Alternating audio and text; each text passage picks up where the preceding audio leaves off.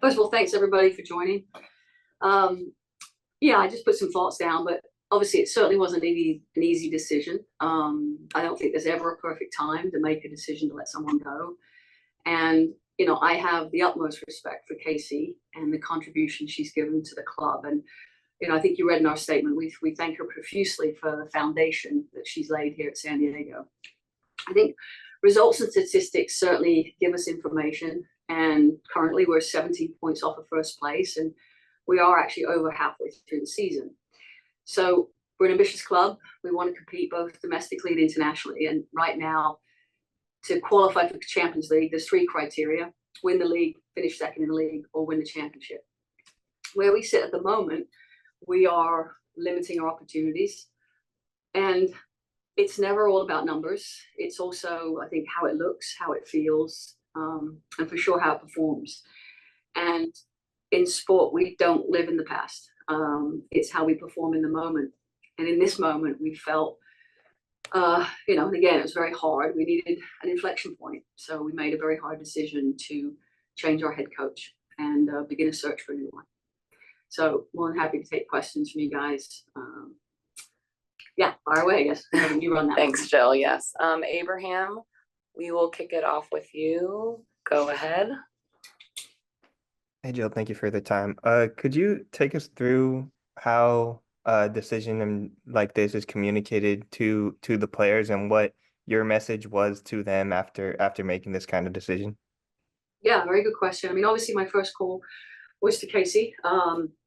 And then I felt important to speak to her staff. So I met with them early yesterday morning, and then set up a meeting with the players immediately following that meeting. So, it was a day off. So I said to the players, if you can make it in person, great. If you're out of town, we set up a Zoom link. So it was through that medium that I spoke to them. Obviously just kind of shared some of the sentiments, that we made this decision as a club, and truly believed in them. I told them that we thank Casey. Please reach out to Casey. Please celebrate Casey. She is a part of this club, and I told them that. And then it was just, I think what I said to them was, I think there's talent in this room, and I think we can be better than where we are currently. And just kind of said to them, made a decision, explained to them the process, bringing in an interim coach that we will then immediately start a search for a head coach. Thank them for their contributions thus far, and then I just made myself available if they wanted to reach out independently of that. Asked if there was any questions. I don't think there was maybe there's one question. So yeah, that was kind of how it was expressed. And then the players left, and then I again met with the staff and introduced. Paul Buckle came in last night. I think it's important, and I'm going to say this, this decision was made independent of our new general manager.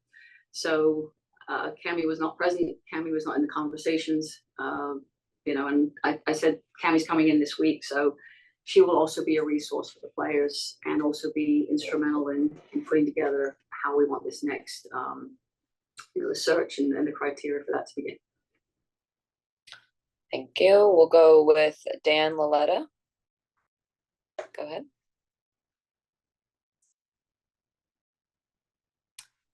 Dan, are you able to hear us? I think you're off mute. If you have audio issues, feel free to send a chat and we can get to your question. Amor, we'll go to you next.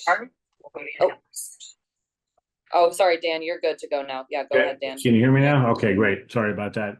Jill, Dan Laletta from Equalizer. Seems this season that Casey was a little bit more outspoken, whether it be about referee decisions or her recent rant about the schedule. I'm wondering if that permeated through the team at all, and if that had any impact at all in the final decision. No, I mean, one of the things I absolutely respect about Casey is she's got an opinion and willing to share it. So never had an issue about, people, players, coaches speaking out, about their concerns. I think ultimately those motivations come from, at times getting the attention of the league and making sure, we're putting players first. So didn't have any bearing in the decision. Did it influence the players? I don't think, I think again that we're very used to Casey and her comments and championing the players. And then just quickly, when you said that Cammie is coming in this week, does that mean she actually has not started in her role yet and was not involved at all in this decision? She was not involved in the decision, and that was purposeful. I think she doesn't have enough data, doesn't have enough experience in terms of being here in this environment to weigh into that decision. Thanks, Jill. And more, go ahead now, sorry. Yeah, don't worry. Thank you, Jill, for your time. I have two questions for you. For sure, you talked to the players about this, but especially with Alex Morgan, how did she took this decision for the club? Yeah, and I always never speak for players, so feel free to reach out. I mean, I think Alex, was on the call. Alex is someone that I think has such a professionalism and always knows that regardless. I mean, she's been through coaching changes at the national team. So I think, Alex was going to be supportive of her teammates if they need anything. I mean, both her and Abby, I think, are leaders. Kaylin, leaders on the team. So I think making herself available to the players. But I also think Alex leads by example, and it's not sitting in it, it's moving through it, and, recognizing there's a job to be done. I mean, we got a game in 3 days. Is it tough? Have I put the interim head coach in a challenging spot? Sure. And basically my messaging there was, let's get them excited and enthused, and let's go into this and really create some energy for our fans and for the players. Okay, and the other question is, you went to for the European way in the first try. Obviously, you are not going to say any name now, but I would like to know if you have any Latin American coach in the agenda, or maybe an Hispanic coach, taking into account that the actual champion coach is from Spain. Do you think in this to change this, because it's a big change, right? With a coach from England and change it from another country, I mean. Yeah, no, it's a great question. Unfortunately, Michelle Kang just stole him. I think just signed him up.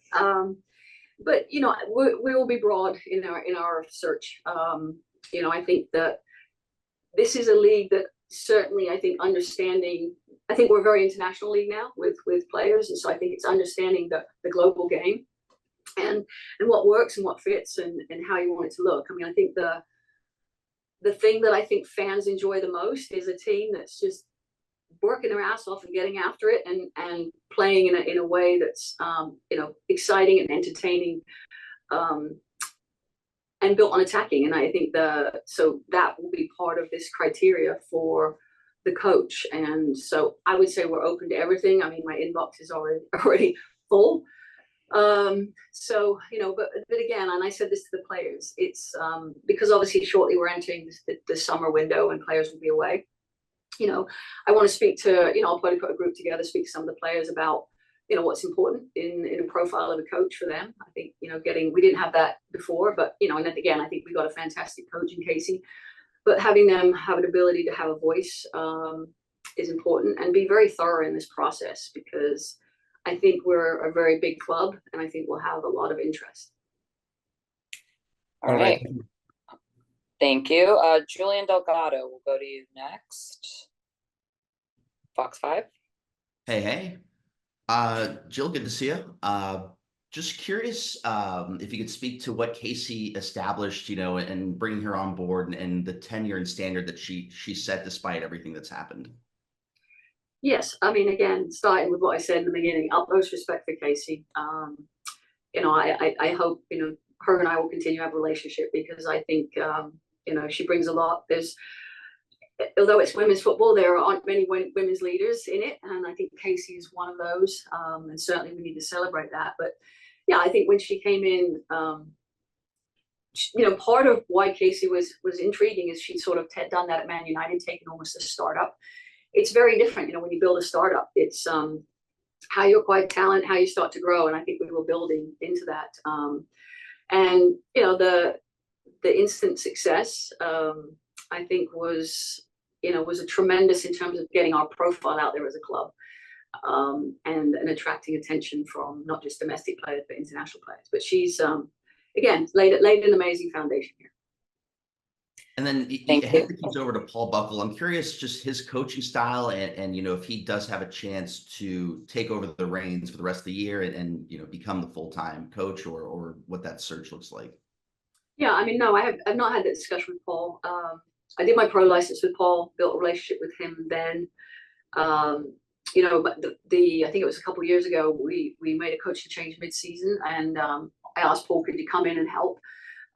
So he was kind of a natural choice because he had some familiarity with players, knew our setup, training ground, everything. It wasn't someone completely foreign to the players. So I asked him, these were very recent conversations, and he's a great guy, great coach, super positive, and he sort of said whatever you need, for as long as you need. So I think that hasn't been a conversation about what it's going to look like. I think him and I have a great relationship in terms of seeing how this thing goes. And again, put him in a tough spot, but I appreciate his willingness to come in at this time. We're going to take two more. First, we'll do Jeff Kassouf. Go ahead, Jeff. Thank you. Joe, you mentioned, earlier telling the room of players that, there's too much talent in it that, should be better than where you're sitting currently. What do you think hasn't worked? The team has played quite a different style this year, and maybe what's needed. You mentioned some attacking and entertainment earlier, but what about things weren't working, do you think? Ultimately, I think it's partly results and where we sit and those types of things. And listen, I wasn't on the day-to-day on the ground. I traveled with the team recently. But again, I think the players gave it everything they have. I don't think there was, and they respect the heck out of Casey. So it was, players approached it in a very professional way. Sometimes it's, and I sort of said it's about an inflection point. Sometimes it is potentially a different voice, a different lens, a different way of saying something. But I think, Casey had the players' attention, and certainly I think they battled hard for it. Okay, we'll go last one, Darnay, NBC. Hi, Jill. Thanks for your time. Kind of a two-parter first. How did Casey take the news, and were there any preliminary discussions before the decision to alert her that this was in consideration if things hadn't turned around? Yeah, Casey, and I told the players, Casey is a complete professional. I'm sure it was a hard conversation to have, but complete pro. Thank the club, thank the opportunity. Like I said, Casey is a class act, and so was probably hard. I know it was hard information to hear, but it was very classy. What was the other part of the question? I forgot. If there had been any preliminary conversations, just to tell her that this was the consideration. Yeah, I think when it was a while ago now. I think Casey is again, so much respect for her. She is self-aware. I don't think you have to have a conversation with a coach to know where they are. She knew, which, her and I would text before game, and I'd wish her the best, and she'd give it the best. And so, listen, I think Casey knew results mattered. Casey's ambitious as hell. And she, was she happy where we were? Of course not.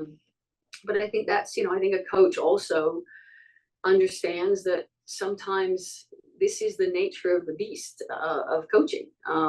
It's tough at times. And I think Casey, you don't go into coaching knowing that it's a lifelong commitment. I think you go into it, give everything you have, try as hard as you can. And Casey's going to get gobbled up by another team. And so I think she sort of took it in that stride of this is a part of the landscape of coaching. And one more, if I may, what message do you think that a decision like this might send? You mentioned kind of being an ambitious club and not relying on what you've done in the past. I think there was some surprise because of what Casey had accomplished the first couple of years. Have you thought at all just kind of what type of message that a decision like this sends, given her success in the timeline of it? Yeah, I think if you look, and I don't know other sports as well, right? But I think, some coaches have 6 months The way things are trending in sport is owners, fans, there's a greater expectation in terms of getting results. And, and Casey and I talked about this, it's one thing to have success, it's sustaining success that is sometimes hard. So I think that what message does it send? I think, again, coaches don't take jobs knowing it's a lifelong commitment. Coaches understand the business, and I think coaches look at an opportunity, weigh up an opportunity, look at the talent, look at the fans, look at the environment, and go, yeah, that's something I want to have a crack at. I don't think coaches get intimidated by looking at a team's track record. I mean, some of the best coaches in the world, and this is the reality. So probably 90%, 95% of the best coaches in the world have been fired or let go. So I think it's sometimes hard for people in another ecosystem to know the space we live in, or I lived in as coaches. But I think it's part and part of what you do, and I think we will have a lot of interest, and people will want to come and be a part of this. Thank you. Thank you, everyone, for joining us. And as a reminder, tomorrow we'll have Paul and a player available as well virtually. So please feel free to reach out if you haven't received that information. And thank you again, Jill, and for all of you. Thank you, everybody.